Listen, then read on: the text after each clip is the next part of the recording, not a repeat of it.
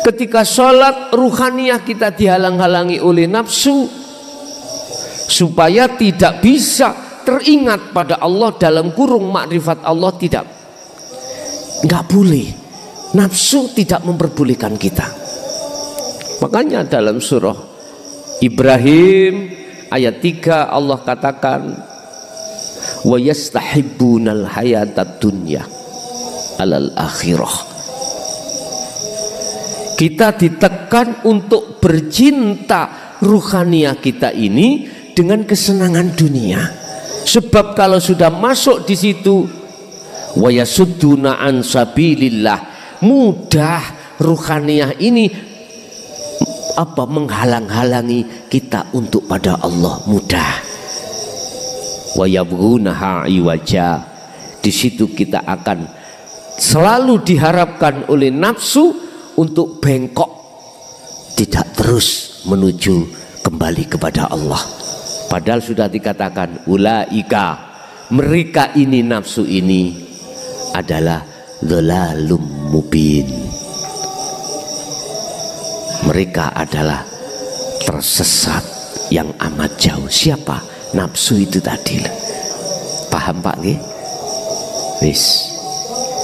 Jadi kedudukan kita sebagai manusia di mata Allah, manakala saya masih membangun jasmani saja, sampai kapanpun kita tidak bisa mengesahkan Allah. Sehingga masih ada dua, ada yang menyembah, ada yang disembah. Dan ini tidak salah miturut kacamata syariah. Sehingga kalau kita bicara bahasa hidup, kita manusia hidup itu karena dihidupi oleh Allah. Logika bisa diterima. Lah Allah menciptakan kita, menghidupkan kita itu hanya satu, supaya kita mau menyembah pada Allah. Jasmani sudah benar, cuman ruhani kita itu Pak, ruhani kita itu manakala tidak mengikuti kesempurnaan teladan Rasulullah, mohon maaf sekali lagi, miturut pendapat saya kurang benar. Bukan berarti nggak benar loh, kita di syariat jasmani ini sudah benar, tapi menurut saya kalau hanya berhenti ini itu kurang benar. Letak kurang benernya bagaimana? Satu, kita manusia pasti ada ruhaniyah, dan ruhaniyah dari Allah nanti kembali kepada Allah. Kalau kita bicara ruhaniyah, hubungannya dengan cinta Pak, cinta pada Allah. Makanya Allah sampaikan terhadap kita sebagai umat lewat baginda Rasul, lewat sumber yang benar, yang tidak bisa dibantah adalah Al-Quran. Allah katakan, kul in kuntum tuhibbunallaha fattabi'uni. Pun iki sampean pegang Ali Imran 31 Pak. Katakan Muhammad, apabila cintamu itu betul-betul diterima oleh Allah, cinta di ruhaniyah nih gitu Pak, ruhaniyah apa? Ikuti Muhammad. Iki kalau Allah sing dawuh. Tapi di sini Rasulullah yang diperintahkan dawuh oleh Allah. Ali Imran ayat 31. Apabila cintamu ingin diterima oleh Allah, ikuti saya, kata Rasulullah. Kita harus mengikuti Kanjeng Nabi. Jangan setengah-setengah kita mengikuti Rasulullah Pak. Jangan jasmania saja, tetapi juga rohani rohania. Mengikuti Kanjeng Nabi jenengan dari sisi mana saya mengikuti panjenengan? Kalau diteruskan dalam satu pertanyaan, Bapak Ibu, kalau kita sudah berbicara masalah cinta terhadap Allah, itu kedudukannya itu di rohania, bukan jasmani. Kalau jasmani cinta kita itu terhadap sesama makhluk. Kalau rohani cinta kita bertemunya terhadap Allah. Kalau boleh saya katakan, kekafahan Rasulullah, kesempurnaan Rasulullah itu tidak hanya di pembangunan jasmani, juga pembangunan rohani. Dengan apa kita membangun rohani? Bapak Ibu, kita kembali kepada surah Al-Baqarah ayat 208. Allah katakan, ya ayyuhalladzina amanu dzkhulu fis-silmi kafah. Wahai orang yang beriman, masuklah kau di dalam agama Islam dengan sempurna. Kesempurnaan Islam itu kita harus melihat Rasulullah. Apa? Tidak hanya syariat, thariqah, juga hakikat sampai makrifat. Syariah kita dididik oleh Rasulullah untuk jasmani, hakikat kita dididik Rasulullah terhadap rohani supaya bisa mencapai makrifat pada Allah. Al-Anbiya muncul satu kalimat tauhid, la ilaha illa anta dan la ilaha illa ana. Inilah Bapak Ibu rumus-rumus, tempat-tempat mengapa kita dianjurkan untuk mensempurnakan keislaman kita masing-masing. Sebab tatkala ruhaniyah kita belum kita bangun, satu, pasti kita akan menjadi budaknya hawa nafsu. Kedua, kita pasti akan muncul sifat karakter yang dilarang Allah. Apa itu?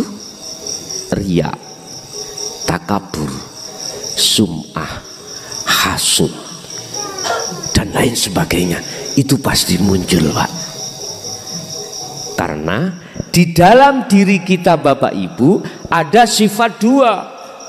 Setiap manusia ini, di dalam setiap diri kita sebagai manusia, Allah letakkan dua sifat. Satu sifat basariyah.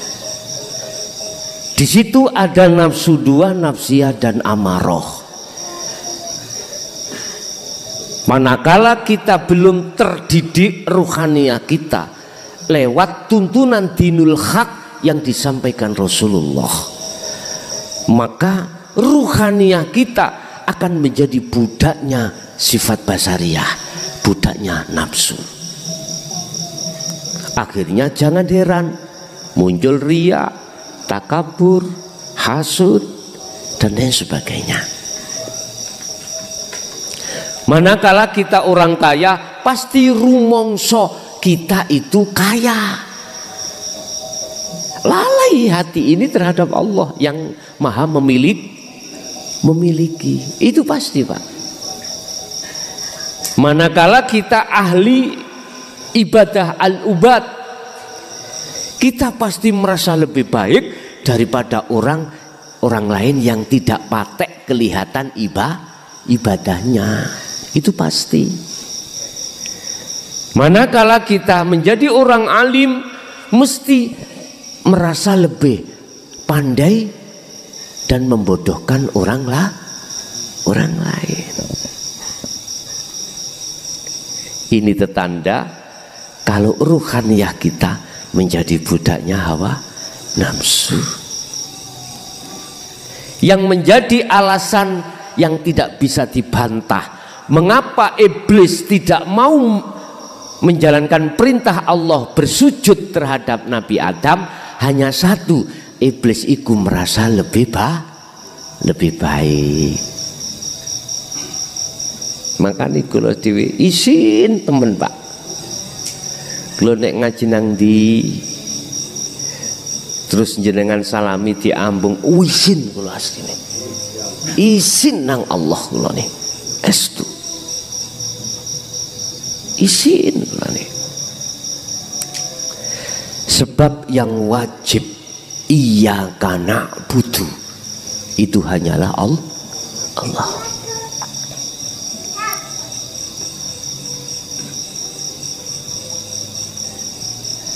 Saya cuman hanya memohon pada Allah,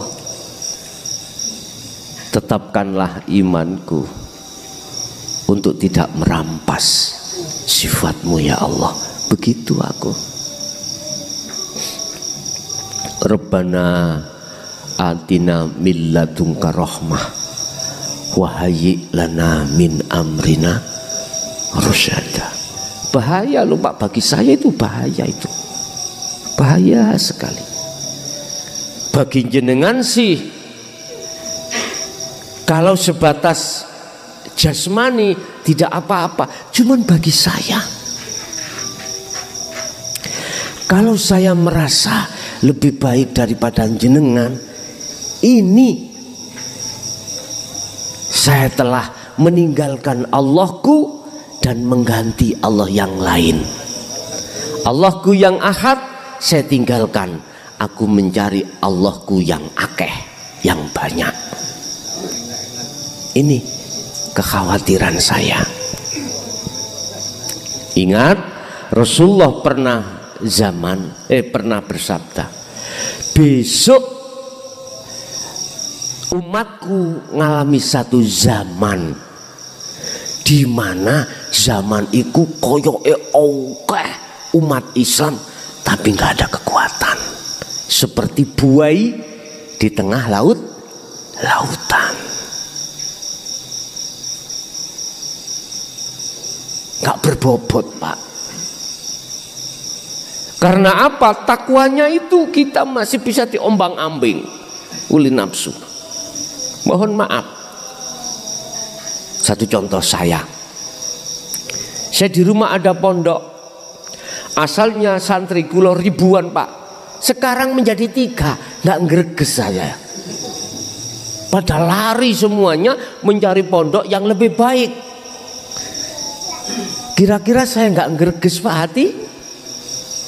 Kita yang asalnya kaya Pak, punya pabrik, punya kapal, omset kita 1 bulan itu tidak ratusan juta bahkan miliaran. Habis itu Allah memutar roda menjadi orang yang termiskin. Gak bunuh diri, kira-kira gak gantung diri ya kita. Takwa kita selalu diobok-obok oleh nafsu untuk mengalihkan terhadap kesenangan dunia. Padahal Allah sudah katakan, alhaakumut takasur hatta zurtumul maqabir. Manakala kejiwaanmu itu dipengaruhi oleh kesenangan dunia tambah besar, itu akan menjadikan kelalaian hatimu terhadap Allah. Hal itu terjadi sampai mati. Na'udzubillahi min dzalik. Jok sampak, jangan sampailah. Bapak Ibu hadirin, nah, sifat basariyah yang memunculkan nafsu nafsiyah dan amarah, dan nafsu nafsiyah itu memunculkan sifat-sifat yang dilarang oleh Allah, itu akan hangus manakala ruhaniyah kita itu terdidik kalih dinul haq. Misalkan iki ruh nggih. Jadi di dalam diri ruh itu ada ini Pak. Tapi tatkala ruhaniyah kita terkuasai oleh nafsu atau sifat basirah yang munculnya lawamah dan mutmainnah, apa di situ yang terjadi? Ya ayyatuhan nafsul mutmainnah irji'i ila rabb rabbiki radiyatam mardiyah. Mutmainah iku kalimatnya itu memakai makna damai, jiwa yang damai. Jadi berbobot Pak, takwa sampai ini berbobot nantinya. Tidak seperti buai di lautan itu, tidak berbobot. Sehingga ketika saat dihadapkan kita jasmani tentang jatuhnya ekonomi, tentang jatuhnya image kita di tengah masyarakat, popularitas kita, kehormatan kita, kita nyantai. Asalnya kita itu dipanggil orang yang baik Pak, mbuh dijeluk kiai, mbuh dijeluk apa. Terus ndelalah Allah memutar, dipanggil penjahat. Kira-kira bagaimana? Asalnya kita dipuja oleh masyarakat, sekarang terbalik, kita dibenci masyarakat. Kalau iman sampai ruhaniyah ini sudah terkuasai oleh sifat basiroh, tambah seneng sampai ini, mboten buyar. Keteguhan iman sampai datang Allah bertambah kuat Pak. Ingat Syekh Ibnu Athaillah dawuh di dalam kitab Hikam, pujaan masyarakat terhadap dirimu disebabkan karena hartamu, dikarenakan karena tekunnya ibadahmu secara jasmani, dikarenakan karena disebabkan karena jenengan iki golongan wong sing yang ditokohkan. Itu adalah racun yang mematikanmu.